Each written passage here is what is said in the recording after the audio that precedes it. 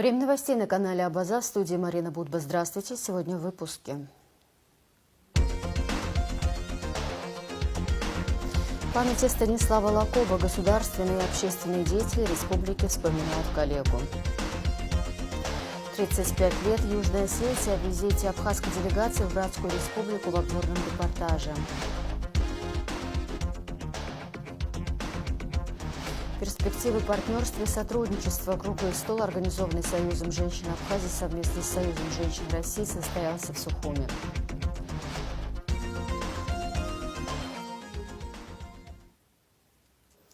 Создана Государственная комиссия по организации похорон видного государственного и политического деятеля, ветерана национально-освободительного движения Станислава Лакоба.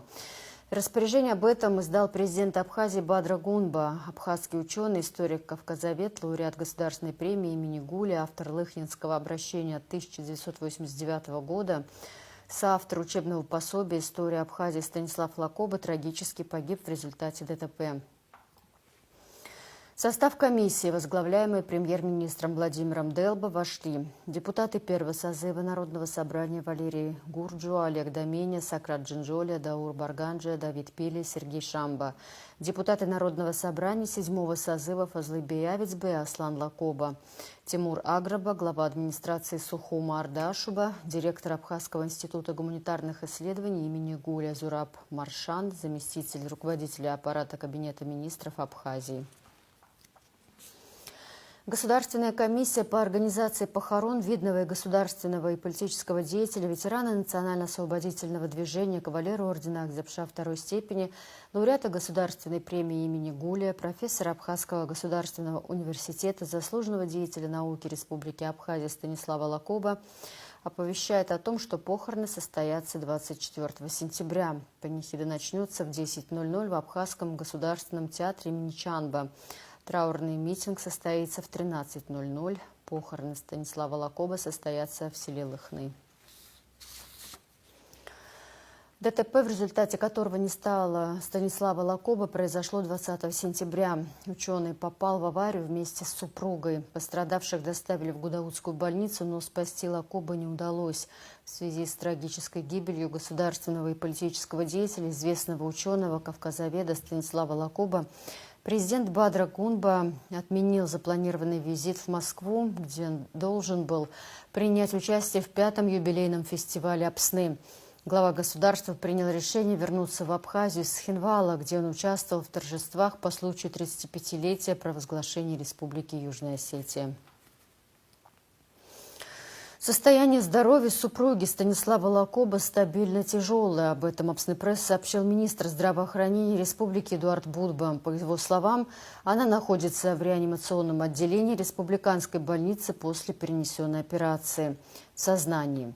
Состояние здоровья соответствует срокам перенесенной операции. Вся необходимая медицинская помощь оказывается в полном объеме. По поручению президента Бадра Гунба в случае необходимости пациентка будет направлена в одно из медицинских учреждений Российской Федерации для дальнейшего лечения. Разносторонняя деятельность Станислава Лакоба свела его со множеством людей. Многие стали его близкими друзьями, и все они вспоминают о его чувстве юмора, находчивости и честности, которая нередко приводила к конфликтным ситуациям, а иногда позволяла решать острые ситуации.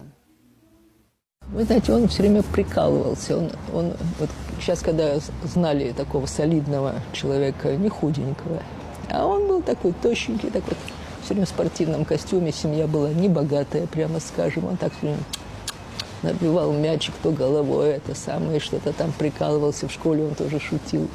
Учился он не блестящий, никогда не был примерным учеником, но в нем было живое начало. Лина Михайловна Шельцова, такая жесткая такая женщина, вызвала его к доске на кафедре, чтобы он ответил какой-то там рядовой семинарский вопрос. Это было в начале, или в середине, наверное, скорее всего, сентября. Было еще достаточно жарко. Наша аудитория окнами выходила на южную солнечную сторону. Вот, лекция была там где-то там 3-я по счету, наверное, немножко все утомились. Он вышел на кафедру с такой малюсенькой записной блокнотик вырезан из тетради, вот в моменте собственноручно. И она пока, когда он вышел на кафедру вот с таким блокнотиком, немножко язвительно наша лектор говорит, это вся ваша запись? Он говорит, да, этого достаточно, чтобы ответить. Потом посмотрел на солнце, на природу, в окно. Пауза затянулась довольно долго, и попросили его начать отвечать. Он говорит, посмотрите, какая природа, давайте я вам лучше стихи. И когда он уже начал приходить в возраст, интересоваться политикой и так далее, вот это все начало складываться в такую ауру, не просто голого политика, который озабочен своим выдвижением, а аура человека, который думает, приглядывается к людям, подставляет свое плечо, если нужно, никогда не лезет на первые роли. Вы же знаете, да, у нас так между Владиславом и некоторыми другими лидерами были такие легкие терки. В этом смысле между ними никогда не было. Станислава интересовало дело. Вот у нас была такая ситуация, когда еще перед войной мы в парламенте создали комиссию расследовать деятельность правоохранительных органов. Станислав Лакоба был председателем этой комиссии. И он рассказывал, что когда он пришел в КГБ на предмет допуска к архиву, и там был такой автовеселянин, который впоследствии стал начальником службы безопасности Грузии. Вот, ну, известный человек, в общем-то, он и на парламент много раз приходил, мы его вызывали, что называется, на ковер. Вот, но он не давал ему допуск к секретным материалам.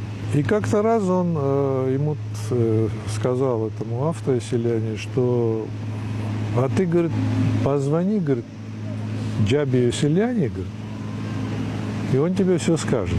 А дело в том, что Станислав был знаком с Джабе Юселяне, ну, еще раньше, до военные дела, где-то там пересекались, поскольку Джабе Юселяне занимался и научными делами, и чем только он не занимался. Прошли, говорит, одни сутки, и он вдруг стал сам его искать. И с такими удивленными глазами сказал, он, говорит, сказал, отдай ему все, говорит.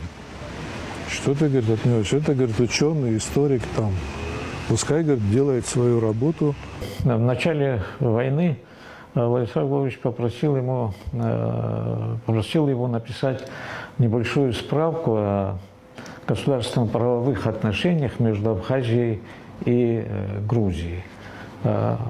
Ну, он эту, значит, изложил на 3 листиках буквально, значит, факты, которые свидетельствовали о разных периодах взаимоотношений с Грузией и разных, значит, положениях, в каких была Абхазия и Грузия, когда вместе были, когда, так сказать, врозь развивались. Ну, в общем, история, как она есть. Она, конечно, сослужила большую службу, помогла нам. Это справка. Он даже сам не подозревал, какую он полезную вещь сделал, потому что он думал, что точно так, как он, все знают, значит, историю Абхазии. Это было не так, потому что, я уже говорил, что мы учили истории других стран, но историю своей страны мы знали плохо. Слушай, он участником переговорного процесса был, все это светил просто так красиво. И причем у него шарм был особый, стиль. Мне Владислав Глебович поручил сделать фильм о добровольцах. Ну, мы обязаны, как старик, сделать. Ну, я говорю, займусь, но мне тяжело, ваши задания. Сделай. И говорит, ну, потом покажи Станиславу Лакоба, говорит. Мне нравится его, он нравится мне не просто как историк, но у него редкий стиль, говорит. Так никто не может историю преподносить, как он преподносит. Он имел свою позицию, он имел свое слово, И это слово он никогда не монетизировал. Он не было его позиции, его слова не были предметом какой-то монетизации. Да? То есть он был несколько раз там во власти, 2 раза Совбез возглавлял, был депутатом первого парламента, имел известное имя, даже без этой должности он оставался славой. Да? И у него были возможности вот это все монетизировать. Но как приехал в эту власть на своем стареньком Мерсе, на том же и уезжал. Специальный репортаж о том, каким был Станислав Лакоба, о масштабе его личности и наследии в нашем эфире 23 сентября. Ученых такого уровня сложно найти не только в Абхазии, но и за ее пределами. Это большая потеря не только для абхазской науки, но и всех жителей страны. Для нас это большая боль, сказал в интервью «Спутник» директор Абиги Ардашуба. АГУ выразил глубокие соболезнования в связи с трагической гибелью Станислава Лакоба. Он внес неоценимый вклад не только в историческую науку, но и в дело становления и защиты нашей государственности. Его высокие патриотические качества и мудрость политика, проявленные в работе депутатом Верховного Совета Абхазии парламента первого созыва, а также на других ответственных государственных постах, в том числе в качестве секретаря Совета Безопасности, навсегда останутся в нашей памяти, отмечается в частности в соболезновании. Говоря о многочисленных заслугах Станислава Засимовича перед Родиной, сложно описать тот неоценимый вклад не только в историческую науку, но и в дело становления абхазской государственности, который был внесен лично им в различные периоды полного драматизма современной истории, отмечается в письме соболезнований директора ЦСИ при президенте Республики Абхазия Вячеслава Чирикба. Станислав Лакоба внес большой вклад в научную жизнь Абхазии. Широта его взглядов и интересов, принципиальность, активная жизненная позиция вызывали искреннее уважение. Уход из жизни Станислава Засимовича – это невосполнимая утрата для нашей страны, отмечается в соболезновании министра иностранных дел Абхазии Олега Барциц. Председатель Республиканской общественной организации «Абхазское народное движение» Отгур Арденба выразил соболезнования в связи с трагической кончиной Станислава Лакоба. Станислав Засимович внес неоценимый вклад в изучение нашего прошлого, просветительскую деятельность, воспитание новых поколений. Его труды были школой мышления, источником гордости за собственную историю, подчеркивается в соболезновании. Он был удивительный собеседник, никогда не пытался угодить, подстроиться, говорил, как есть, что думал. Это редчайший подарок судьбы – встретить того, чьи оценки и мнения будут служить для тебя ориентиром в жизни, кто всегда скажет правду. Он был маяком, с которым мы сверяли свой курс жизни, говорится, в частности, в письме соболезнования председателя Высшего совета Всемирного Абхазо-Абазинского конгресса Мусы Экзекова. В связи с трагической гибелью государственного и политического деятеля, известного ученого Станислава Лакоба, Конституционный суд Республики Абхазия перенес мероприятие, посвященное 80-летию со дня рождения первого президента Владислава Арденба с 22 на 29 сентября.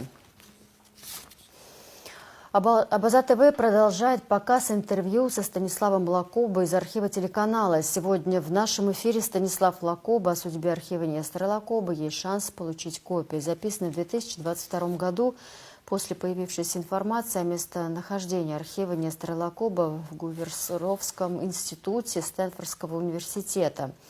Станислав Лакоба рассказал об истории спасения архива в страшные годы репрессий, частичной работе с ним в Батуми и перспективах по получению копий ценнейшего материала, который сегодня находится в библиотеках университетов США. Смотрите интервью в дневном и вечернем эфире после новостей. Редакция телеканала Абаза ТВ выражает искренние и глубокие соболезнования семье Станислава Лакоба в связи с его трагической гибелью. Станислав Засимович был неизменным героем многочисленных интервью и комментариев как по событиям сегодняшнего дня, так и исторического прошлого Абхазии. Добрая память об истинном ученом, неутомимом исследователе, великолепном рассказчике и благодарность за сотрудничество сохранится в наших сердцах.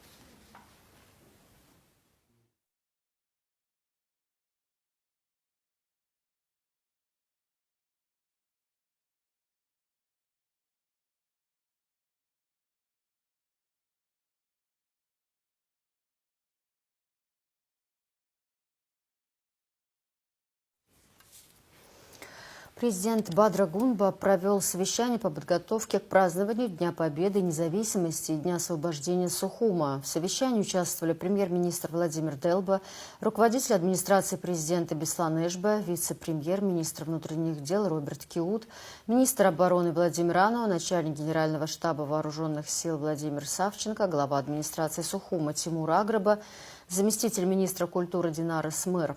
30 сентября после церемонии возложения цветов к мемориалу славы в Сухуме на улице Эдгалера состоится торжественное прохождение военнослужащих Минобороны и других силовых структур республики и военной техники.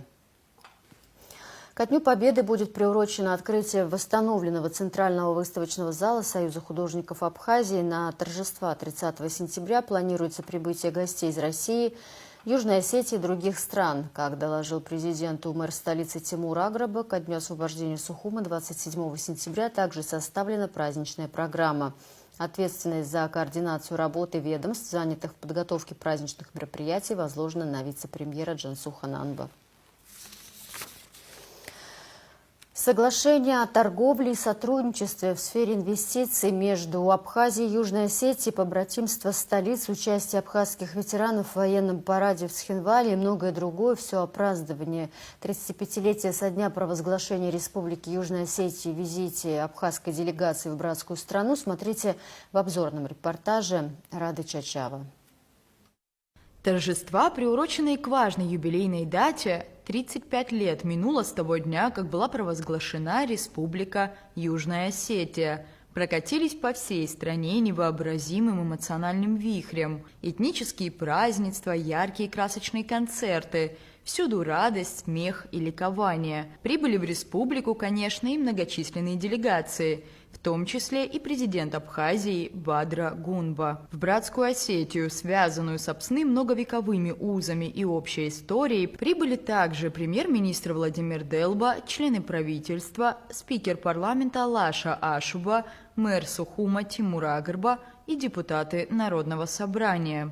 Прежде всего, делегаты во главе с президентом Абхазии возложили цветы к мемориальному комплексу павшим защитникам Южной Осетии, отдав дань уважения почившим героям страны. После состоялась и встреча Бадры Гунба и Аланы Гаглоева, президентов независимых братских республик. На встрече президент был награжден орденом дружбы Республики Южная Осетия. Для народа Южной Осетии особо эти 35 лет, как народ Южной Осетии, так и народ Братской Республики Абхазии прошел с испытаниями.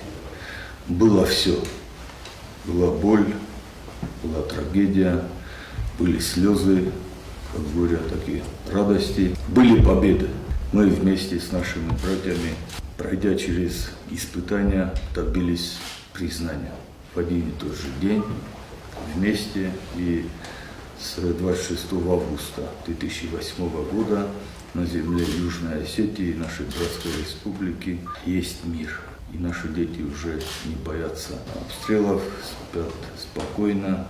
И это благодаря нашему стратегическому партнеру Российской Федерации. И исполнительная власть, и законодательная ветви власти в Южной Осетии, в Абхазии укрепляют те отношения, которые сложились между нашими республиками, между нашими народами. Мы всегда радуемся достижениям наших братьев и вместе с тем являемся свидетелями ровно такого же братского отношения в нашу страну. Буквально перед нашей встречей мы возлагали цветы к мемориалу славы воинов-героев, которые в 2008 году с честью отстояли свой народ, свою независимость.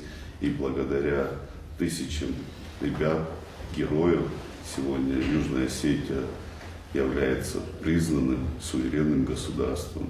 Это, конечно же, создает фундаментальные основы для развития республики, для сохранения этноса.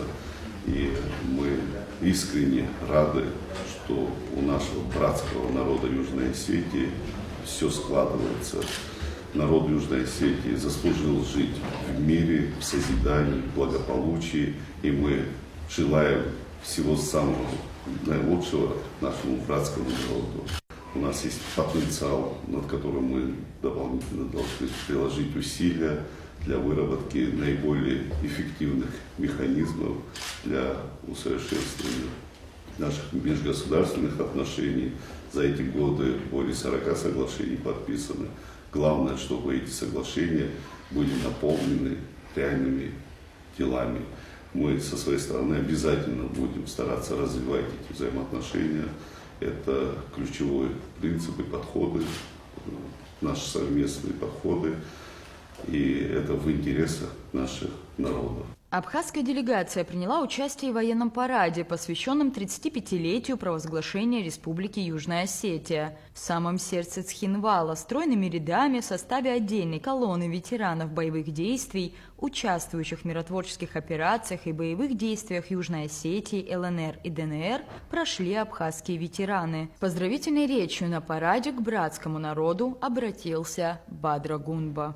Для меня большая честь сегодня находиться здесь и вместе с вами разделить радость этого замечательного праздника – 35-летия провозглашения республики. Это событие имеет историческое значение. Оно является символом мужества и исторической памяти народа Южной Осетии, который на протяжении десятилетий отстаивал свое право на свободу и суверенное государство. Путь к независимости никогда не бывает легким. Народ Южной Осетии прошел его с колоссальными испытаниями и жертвами, но именно эта борьба стала фундаментом для независимого юго-осетинского государства. Этнографический праздник «Осетинское подворье» открыл свои двери всем желающим в юго-осетинской столице. Яркое и колоритное торжество посетила и абхазская делегация. Гостей встретили в парке имени Валерия Хубулова по древней осетинской традиции – 3 пирогами, самобытными песнями и зажигательными танцами. Дорогие братья,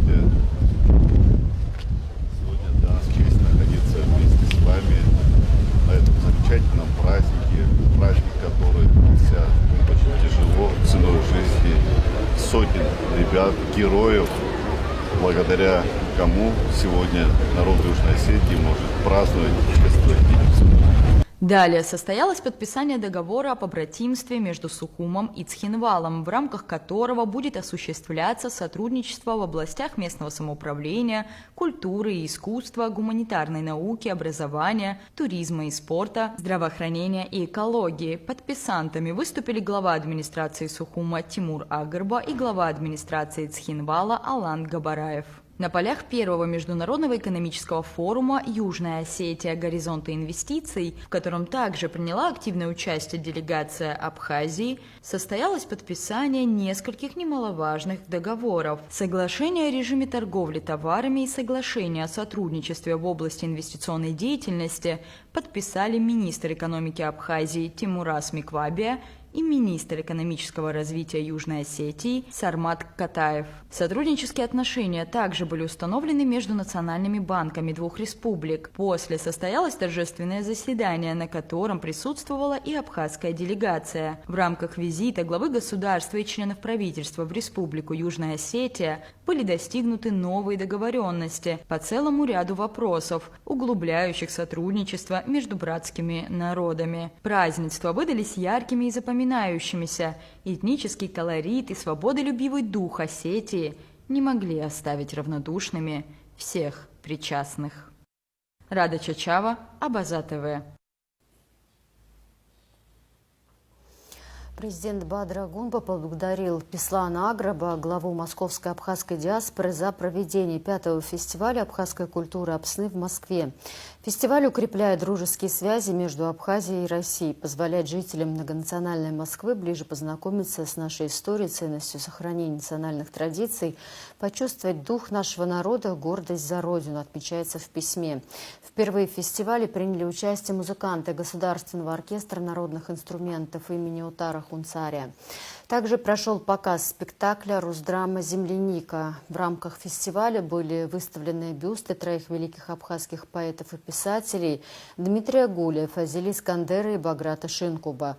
На празднике прошла и выставка работ абхазских художников. Состоялись мастер-классы по стрельбе из лука и национальным абхазским играм. В завершении фестиваля перед гостями выступили Александр Шоуа, Близкие, Шири и Тему. А москвич Денис Михайлов стал на фестивале победителем турнира по нардам. Ему вручили путевку в Абхазию. Фестиваль «Абсме» – это не только встреча друзей, но и прекрасная возможность для популяризации Абхазии. Благодаря ему все больше людей узнают о нашей стране, ее самобытной культуре, древних традициях. В то же время фестиваль дает возможность познакомиться и с сегодняшней Абхазией, с тем, что делается для развития страны, укрепления ее государственности, создания достойных условий для жизни нашего народа. Особые слова благодарности хочу адресовать абхазской диаспоре в Москве. Вы никогда не теряете связи с Родиной, вносите весомый вклад в ее развитие. В то же время абхазы – неотъемлемая часть многонациональной и богатой культуры Москвы, где в мире и согласии живут представители самых разных народов. Сегодня, когда между Абхазией и Россией крепнут узы дружбы и сотрудничества, такие культурные встречи приобретают особую ценность. У меня такие два посыла, что ли. Один посыл — это к тем, кто никогда не бывал в Абхазии, собирается поехать или бывал, но редко, что Абхазия очень гостеприимная и такая страна, которая очень умеет дружить, очень умеет радостно принимать гостей. Поэтому милости просим. И вот эти вот фрагменты абхазской культуры, которые у нас разбросаны по всему парку, это и современная культура, и древняя, самобытная, это и исторические какие-то обыгрываемые события. У нас есть здесь мультимедийная зона, у нас есть картинная галерея, у нас есть площадки с лекториями, на которых будут рассказывать об Абхазии. И, конечно, это и современная жизнь в Абхазии. Сухумский аэропорт получил разрешение на авиасообщение с Уфой и Нальчиком. Об этом сообщил министр экономики Абхазии Теймураз Микваби в интервью ТАСС. По его словам, ведется активная работа по привлечению воздушных судов и обеспечению необходимого пассажиропотока. Обсуждается также расширение числа рейсов по уже существующим маршрутам и установление новых связей с регионами России. Авиарейсы в высокогорное село Псху возобновились. Об этом сообщил «Спутник» директор международного аэропорта имени Владислава Арденба Заур Эшба. По его словам, 22 сентября был выполнен перелет из Сухумского аэропорта в село Псху на самолете Ан-2. Вместимость самолета составляет 12 человек. Перелеты будут осуществляться по заявкам как от частных лиц, так и администрации Сухумского района, сельской администрации Псху или местных жителей. Стоимость одного рейса – 50 тысяч рублей. Время в пути – около 30 минут. Ранее президент Абхазии Бадра Гунба поручил возобновить регулярное авиасообщение с Псху. Было принято решение отремонтировать 2 самолета Ан-2 за счет госбюджета.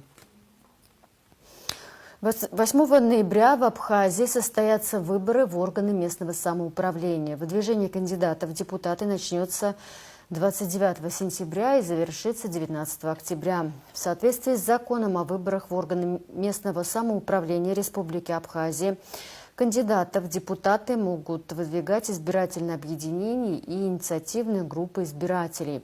При выдвижении кандидатов в депутаты собрания от группы избирателей необходимо создание инициативной группы в количестве не менее 5 человек. Группа избирателей проходит регистрацию в соответствующей избирательной комиссии города, района, города в районе, поселка, села. Для выдвижения кандидатов в депутаты собрания города, района, города в районе от группы избирателей требуется, чтобы в его поддержку были собраны не менее 50, но не более 70 подписей избирателей округа. А для выдвижения кандидатов в члены собрания поселка, села не менее 10 подписей.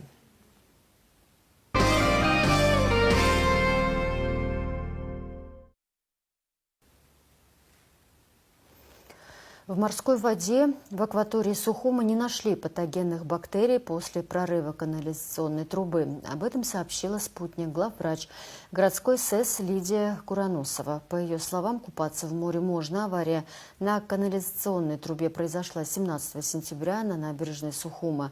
Повреждения оперативно устранили коммунальные службы города. Администрация Сухума приступила к ремонту колоннады на набережной, поврежденной во время стихии 20 сентября. По поручению главы города Тимура Аграба специалисты ОКХ убрали упавшее дерево, расчистили территорию от веток и наносов. По словам начальника горстройпроекта Стамура Пипи, пострадала карнизная часть и обрамление. Ремонтные работы завершатся к празднику Победы 30 сентября. Наибольший ущерб от ливней был причинен районам Турбазы и Синопа, отметил замглавы Константин Тарба. Обрушение подпорной стены на улице Акиртава, падение деревьев и разрушение дорог на улицах Альбова и Услара нарушили проект и затопили территории.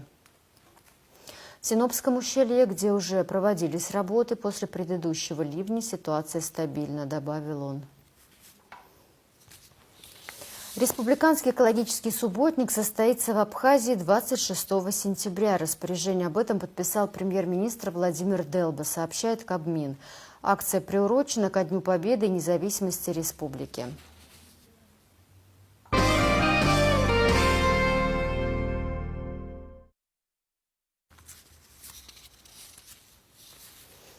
Круглый стол «Перспективы партнерства и сотрудничества», организованный Союзом женщин Абхазии совместно с Союзом женщин России, состоялся в Сухуме. Впервые в Абхазию прибыла представительная делегация крупнейшей женской общественной организации России. Встреча прошла в бизнес-центре «Эверест» и собрала активисток, представителей власти, культуры, науки и СМИ. Подробности у Заура Кварча. Союз женщин Абхазии, созданный менее года назад, уже наладил активное взаимодействие с различными слоями общества, а также с коллегами в России и Беларуси. Союз женщин России – старейшая женская организация страны, ведущая свою историю от антифашистского комитета советских женщин. В первый день трехдневной программы организации провели совместный круглый стол, посвященный роли женщин в укреплении традиционных ценностей, семьи и общества. Женщины Абхазии, сыгравшие ключевую роль на судьбоносных этапах возрождения наших великих традиций, становления и развития абхазской многовековой государственности, и сейчас стоят на страже защиты базовых ценностей, отстоять которые удалось ценой огромных жертв и самопожертвования.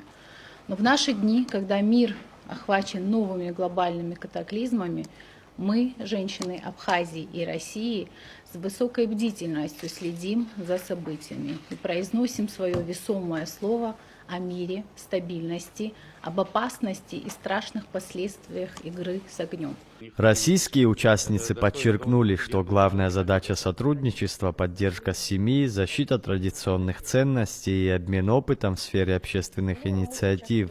Мы всегда в наших абхазских друзьях и подругах находили поддержку и понимание.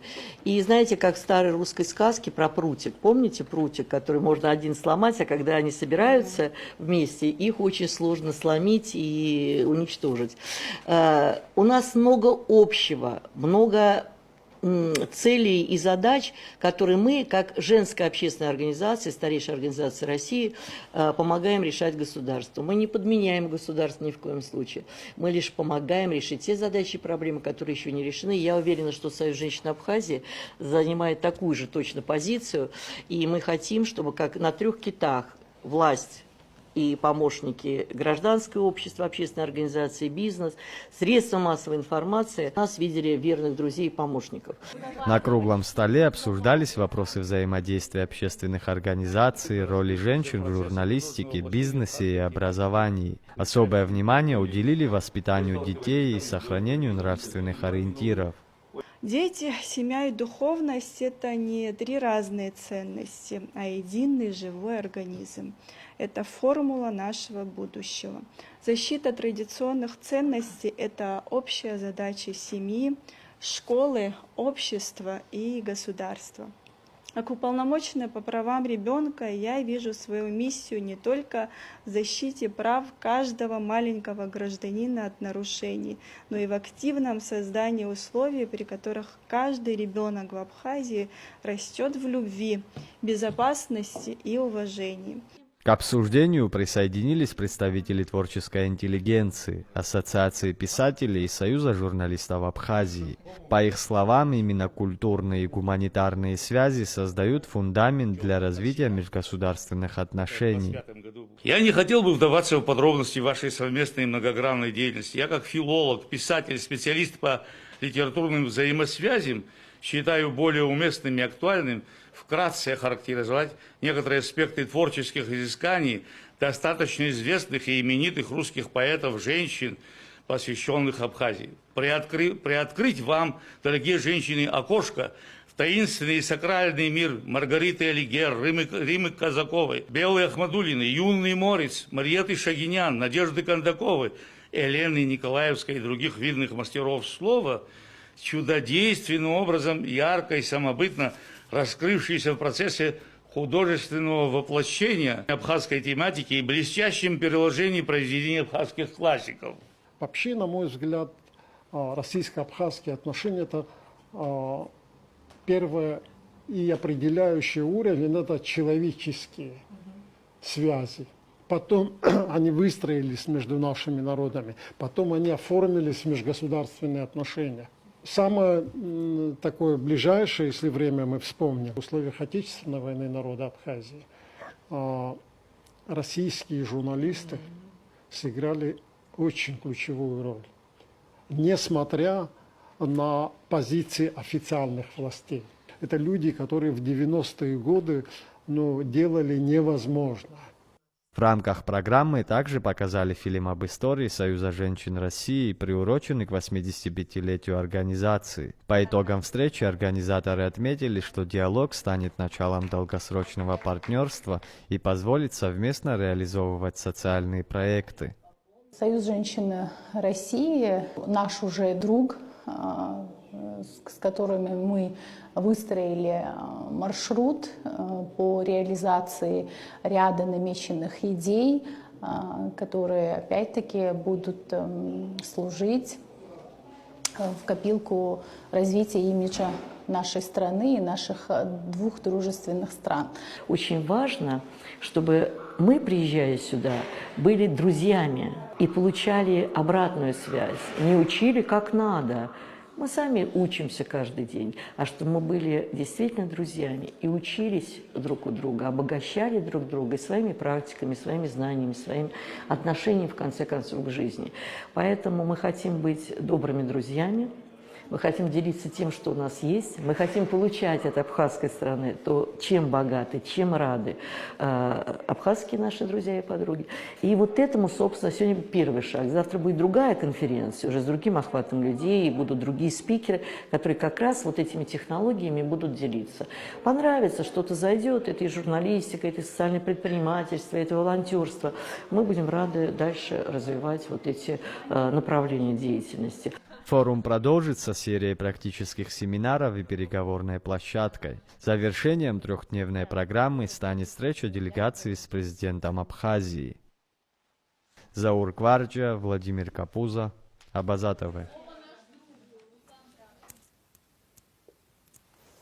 Экосистему Добро.рф и программа обучения служением представили в Сухуми. Эти инициативы направлены на привлечение неравнодушных людей, готовых помогать тем, кто оказался в трудной жизненной ситуации, отметила ректор Академии развития гражданского общества Добрино, зампред Совета Ассоциации Добро РФ, вице-президент Союза женщин России Мария Афонина. Программа обучения служением реализуется в рамках экосистемы Добро РФ под кураторством первого замруководителя администрации президента России Сергея Кириенко. Добро РФ уже подписал соглашение с благотворительной организацией «Киарас» об открытии на ее базе центра, что позволит наладить более тесное взаимодействие с волонтерами Абхазии и упростить процесс оказания помощи. В рамках программы запланированы презентации проектов, мастер-классы, практикоориентированные семинары, а также встречи с руководителями вузов, школ и колледжей. Абхазский государственный драматический театр объявляет о наборе абитуриентов для целевого обучения в театральный вуз Российской Федерации по специальности актер театра и кино. Знание абхазского языка обязательно. Отбор состоится 28 сентября в 11:00 в здании Абхазского театра. Это отличная возможность получить первоклассное образование и вернуться, чтобы блистать на сцене Абхазского театра, сообщает пресс-служба учреждения. Все подробности об условиях отбора можно узнать по телефонам 775 63 63 991 93 00. Хатарызкоюз гуахора дула шиласхойт. Апсни урыстула культура министра Куарбжара его айпшахатра ала Самсон Джан Бейхтисхо апсу хенткара драма театра за юнеские жебич бюджетарашипсы за актеры за Натала Москва и регио театр институт аталары за и шиштхо жавявек ачара числохо агуб. И шаишмыжин хузмадзам алшара, а профессионал пцарадырра аюрыза, а неюс азара хоркшараштах апсу театрыша аусурыза. Аткаларами пысут апсу театрыша сентябрь жеба жейза сатырза, а гуахи размоузы гешчанышца, и рубас шестара куртак акацарыза шахзас абриатела номерала, вышве ханевежух, ханевехпа, ханевехпа. Харахар сапшуп, апсу без шаздырва, абельхат разло, а сцена янало, апсу театра турах яцесова, сгуц хафырва, хаджар. В завершении выпуска прогноз погоды. –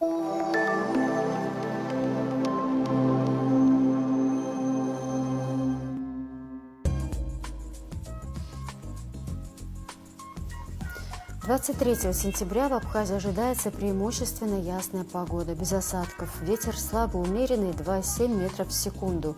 Температура воздуха ночью от 11 до 16 градусов, днем от 22 до 27. Температура морской воды плюс 23, относительная влажность воздуха 60-80%.